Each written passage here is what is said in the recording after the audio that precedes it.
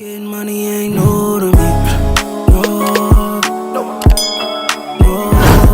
Hey guys, welcome back to my channel. Thank you so much for coming back to see my new upload of how to become a tattoo apprentice. So I always get questions of my experience in the tattoo industry, how I found it to be, and how I actually got the apprenticeship, what goes into a portfolio, blah blah blah. So today I thought I would sit down and show you guys my portfolio, what is expected from a portfolio, how to actually get an apprenticeship, how to approach getting an apprenticeship, and all of the above, everything that goes in to getting a tattoo apprenticeship. So if you guys are interested in seeing that, just keep on watching. Just before we get into this video, if you do like my videos and my channel, I would love for you to hit the subscribe button. And no pressure, girly, just if you want to see my face every second day, I would hit the subscribe button if I was you. And while you're at it, turn those push notifications on so you don't miss out on any uploads. I'm uploading 3 to 4 times a week. So if you are keen for that content, sweetie, you know what to do. Okay, so I'm firstly going to touch on the portfolio because I believe I don't believe it, it is the single most important thing for you to focus your heart, your soul, your energy, your spirit, your being, everything. You need to focus on this portfolio because this is make or break. I really want to preface that the one thing, if you're going to take anything from this video, is focus on your portfolio. And I'm gonna tell you and show you what they would expect and what they wouldn't expect. So I've got 2 examples of a good portfolio and a bad portfolio to bring into a tattoo shop if you're looking for a tattoo apprenticeship. So before I show you my portfolio, I will just go into a little bit of what is expected. So I would recommend having 20 to 50 different designs in your portfolio. Just stack it up as much as you can. In saying that, don't put artwork that is just blatantly shit. Don't put things that are shit just to get those numbers up. Less is better if those 20 pieces of art are really good, as opposed to like a couple sketches and here and there and random things and like unfinished items, so you can get up to 50. Keep that in mind. I think I had like 10 pieces of art in mine when I got an apprenticeship. So honestly, quality over quantity, please. So I would say definitely put your best work at the beginning, middle and end, and kind of like not your filler, but like not as strong pieces in between those. So in the beginning, you want to really entice them and be like, damn, this girl can draw. In the middle, you want to put it so they're not bored and they can still see that you've got talent. And just at the end as well, so you are leaving a lasting impression on them. A really good thing as well to do is to show variety. It is all well and good to stick to one specific style. That's totally fine. For example, if it is realism, definitely go crazy to your heart's desire, do as much realism as you would like, but show you are different as well. So show you can vary in different styles. So put a little bit of line work or dot work or mandalas. If you don't do realism, do neo-trad, do traditional. You need to really show that you're an all-rounded artist and you don't just stick to one style. Yes, that can be your preference, but you need to show that you can do everything else. Make sure your portfolio is also neat. So no sketches, no random bits and bobs. If you can, I didn't do this for a long time, but the most professional way to do it is to have one A3 piece of paper and do 2 designs on that one page instead of 2 A4 pieces and then kind of sliding them in together. The much more professional and preferred way is to do the A3 sheets. That's just a little tip. It's a bit hard because sometimes you might mess up the other design. Like, I get it, I prefer to do A4, but honestly, these little things will show you're professional, you're serious, and it's just gonna neaten up your portfolio overall. Your portfolio is genuinely the make or break if you're going to get a tattoo apprenticeship, so please take time on it. There is no shortcuts, there is no rushing your portfolio. You really need to take the time. Whether it takes you a year, it's going to take you a year, otherwise you're not going to get an apprenticeship throughout that time anyway, because your portfolio is not up to par. But anyway, without further ado, I'm just going to show you my portfolio and an example of a good and a bad portfolio. So let's get into it. So you're going to want to pick up one of these little bad boys. So this is my portfolio, and as you can see right off the bat, it's like an enticing little design. So I'm going to switch up the camera and show you guys basically what's in my portfolio, speak through it, and yeah, let's do that. Hey guys, coming at you from my floor. So I really just want to show you guys the portfolio that would be accepted basically into a tattoo apprenticeship. So starting off strong, we've got some mandala designs. This is my preferred style, so you're really showing what your preferred style is and starting off strong with a good one. I've got some more of what I usually would do. So I've got a little wolf and mandala and a little Buddha. So again, still very to my style, but not as intricate and good as the other ones. I've actually got this one tattooed on me. Peep the tat. Again, more mandala style, so I'm really starting off with my preferred style. Now I was dipping more into realism and some little floral. Doing a little bit different with the black work here, and then a bit more realism and more mandala styled. As you can see, this doesn't look as professional as this. So really make sure you're doing the A3. I would recommend that over everything. Again, more mandala. Trust me, the style does change a little bit, but they will look through the whole portfolio, so that's fine. Now, I've got a little bit more traditional, so I'm really showing off my colouring skills, even though I would have wanted to be a black and grey artist. You have to show a little bit of variety. Now, here we go. Here I am doing mandala plus, it's more neo-trad with colour, so I'm still sticking to my style, but just showing a little bit of a different edge to show that I can do colour and I can do neo-trad, but here it is in my mandala kind of preferred style. Now I've got some little animals and just some little things going through them, and that again, it's just showing a little bit of variety that I can do animals as well. Okay, I wouldn't recommend any of these, to be honest. These are just in my portfolio because I did them, but Hanya mask. This was actually designed for someone, so was this, and I think that was as well. So these are just like some little designs if someone was to come into the shop and just randomly get one. So these are all bugs and kind of flash a little bit, you could say. That's actually on someone. This is on my hand actually, so, and that's on my friend's arm, so fun fact. Again, a little bit more flash, and this was actually meant for someone, so was that. That's why these are in here. However, these are more like neo-trad, and these are more traditional, so I'm just really showing that because that is where tattoos originated from, traditional. So I'm just really showing that I can go back to the roots and really perfect a style that is so like traditional. This one's actually quite old. Again, a little bit more mandala line work, which you can see a trend which I love to do. More mandalas. I would love mandalas. Roses, I would definitely recommend perfecting, because roses are one of the things that they're going to 100% get you to do. More traditional. Okay, I love this page because this is so out of my comfort zone. Fully colour, fully traditional. So that is, you can screenshot, you can copy, and you can just try out for yourself. But I would definitely recommend doing something exactly like this. Probably more so towards the front of your portfolio, but this is definitely like a great place to start. A little bit more on that side as well, and I've got like a little girl here that's more neo-trad, and then a wolf. Again, going crazy with my mandala kind of spiritual style line work. I love this. This is what I mainly focused on, unless they said otherwise, because I just love doing this style. Yeah, I love all of these. Alright, showing off a little bit of floral. So these are just an idea of roses. They're not the best, but you know, progress. And this actually took 20 hours. Anyway, that's tattooed on my cousin. We love that. So it's showing a lot of like dot work. Don't worry, you won't have to do the individual dots when you actually tattoo. There's like a little style, but anyway, I won't get into that. So yeah, a little bit of floral line work.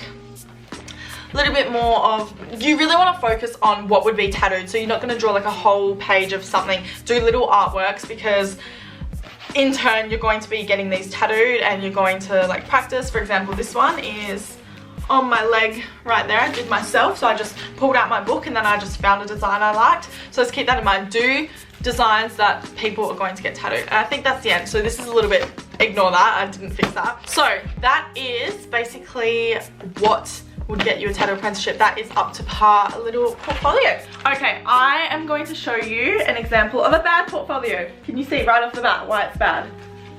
Yes, exactly. So let me switch that camera again and I will show you why this might as well be in the bin. Okay, this is an example of a poor portfolio. I think you can see right off the bat how unprofessional it looks, how messy it looks, blah, blah, blah. So you don't want little bits and pieces like this. You don't want little random pieces. Have finished works both sides, so this is just super random. You don't want little, you see what I mean? This is just not up to par. So this is just an example of how it can look messy, and it's fine to not have it all complete, that's totally fine. But yeah, you don't want multiple like pages like this not showing things. And yeah, this is just like my little scrapbook, so that's why it looks so messy. But you would be surprised, people do come in with like shitty portfolios like this. So I just wanted to show you kind of what not to do and what to do as well. So this is definitely what not to do. Please have nothing like this, right? Have it exactly like that other one and you will be a-okay. My next tip is to 1,000 million gazillion quadrillion% research the tattoo shops that you would like to go into before trying to get an apprenticeship at them. So ensure you're at a reputable shop, because a lot of places will rip you off. My cousin's friend did go for an apprenticeship and I think she was there for 2 to 4 years unpaid as an apprentice, and they didn't progress her anymore because that is free labor at the end of the day. Why would they progress you if they can just get free labor out of you? So make sure the shop you're at is definitely reputable. Research it before you go in, because the last thing I want to happen to you guys is to get ripped off and you be really discouraged about the tattoo industry. It can definitely be a good industry if you know what you're doing, where you are, and if it's a reputable place that's going to treat you well, sweetie. I just want you to be treated well, and you deserve to be treated well. So make sure you research the tattoo shops before going for an apprenticeship. I understand it can definitely be very tempting if like not a reputable tattoo shop wants you to be their apprentice, but in the long run, when you're there after 4 years and you're still a fucking apprentice, you're going to rip your hair out, especially if you're good, you've learned, like you're ready, and they're just doing it for free labor. So yes, it might be like, oh my god, like I got a tattoo apprenticeship, like this is amazing, but in the long run, it is so worthwhile to just wait out for a good apprenticeship as opposed to just being ripped off. Trust me, I've heard horror stories of it happening and I just don't want it to happen to you. The last thing I want to happen to people is to be discouraged like I was. Like, I want you guys to have a good experience in the tattoo industry. So please listen to my advice. I mean, if you want to, you can listen to my advice, or you don't have to listen to my advice, but I'm just looking out for the best interest of you guys so you enjoy your tattoo industry experience. What is this?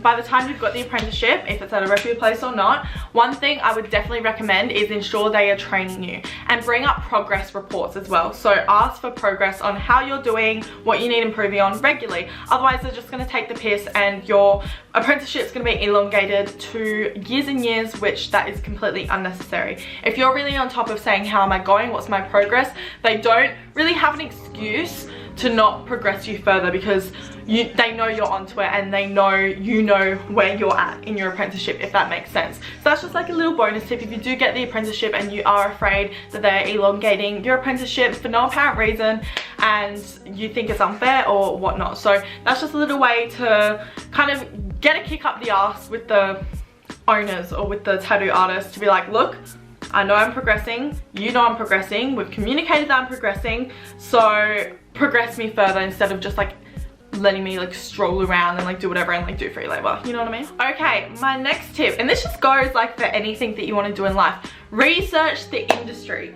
Why would you want a tattoo apprenticeship if you don't know the industry? Research as much as you can. I understand being in the industry is so much easier to learn and understand it as opposed to just researching. For example, the industries I've been in, retail, wholesale, fashion, YouTube, fucking tattoos, everything is so much easier to have an understanding if you're in the industry. But that's why I'm here. I'm trying to give you the biggest understanding that you can before being into the industry. But as much as you can, research the industry before going for the apprenticeship, before trying, because the more knowledge you know, the more you got to stand out as well. They're like, oh shit, this girl knows what she's talking about, and she's got good artwork, and she's got good work ethic, and she's available this time. Why would I not hire her? Do you see what I mean? You want to look as desirable to the tattoo shop as you can. You want to be all rounded, you want to what?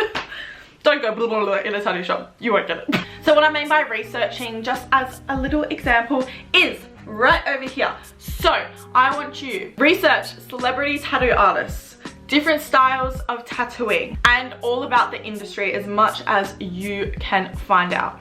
In terms of celebrity tattoo artists, you might feel a little bit silly if you go into a tattoo shop and they're like, oh my god, you've heard of Bondi Ink, right? Like, how did you find Jimmy's work? And you're like, huh?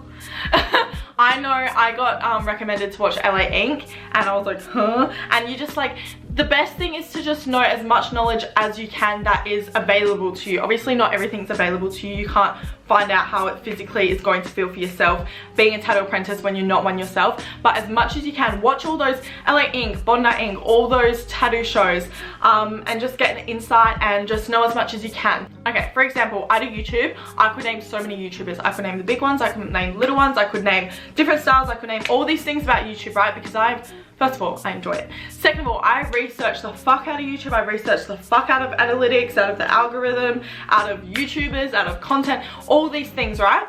Because you have to put time into what you want to do. So you need to know in your league or in your industry the top people. For example, if you're in Australia and someone says to you, oh, you have a really good style, kind of like Turquoise, and you're like, who?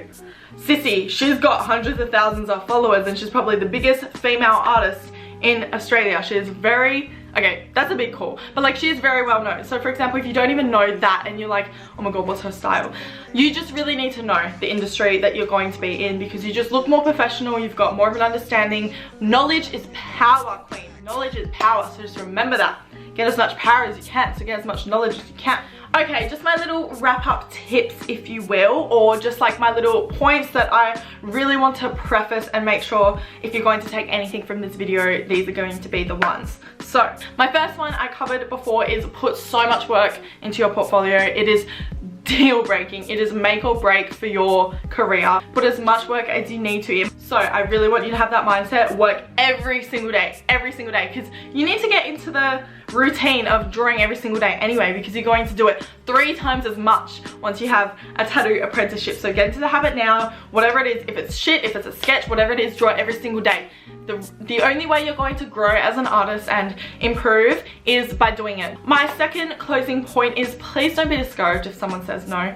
99% of the time they're going to say no. It's that 1% of the time where your portfolio is up to par, they like your vibe, you're professional, and they're actually looking for an apprentice. A lot of the time they don't look for apprentices, okay? So please don't be discouraged if every single person for months and months says no. You've got your name out there, they know. And another little bonus point as well is, be like, okay, that's totally fine, thank you for your consideration. Do you mind just looking at my portfolio though, and could you tell me some tips and where I can improve for when you are looking for an apprenticeship? That way you are physically getting the place that you want to work to tell you what they need improving on. My third closing point is save your dollars. While you are looking for an apprenticeship and you're working on your portfolio, this is the perfect time to save as much money as you can, because my last point being, be prepared for free labor. So this goes hand in hand, but usually apprenticeships are free, so you don't get paid, they don't pay you, you don't pay them. It is completely free labor. So they usually want you full-time as well, so just be prepared to not have much money and just to save the fuck out. Like, just max out your savings as much as you can. Make sure you've got thousands and thousands and thousands. Anyway guys, that was my tips of how to become a tattoo apprentice. I really hope you guys did enjoy it. If you did, please give me a big thumbs up and subscribe down below. Let me know any other tattoo related videos or videos in general you would like to see from me, and I'll be sure to do them. Just leave them in the comments below. Anyway guys, until next time, see you later. Mwah.